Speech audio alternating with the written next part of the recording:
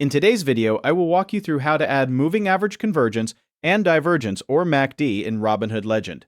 In this tutorial, you will learn how to add the MACD indicator to your chart and customize its colors directly from the settings menu in Robinhood Legend. First, go to Robinhood Legend and open your chart workspace.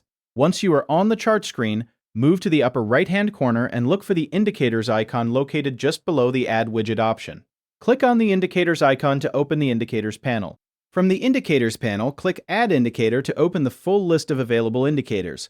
After the list appears, you can either scroll through the available indicators manually or use the search box to find the one you need more quickly. Type MACD into the search box or continue scrolling until you locate moving average, convergence, and divergence in the list. Once you find the MACD indicator, click on it to add it to your chart. After selecting it, the MACD indicator will automatically appear on the chart and become active in your workspace. Once the indicator has been added, locate the MACD section inside the Indicators panel. Beside the MACD indicator, click on the Settings option to open the Customization menu. Inside the Settings menu, you will see options that allow you to adjust the appearance of the indicator. From here, you can change the colors used for the MACD lines and display so they match your preferred chart setup. Select the colors you want and apply the changes directly from the Settings panel. As soon as the changes are applied, the MACD indicator on your chart will update automatically using the selected colors.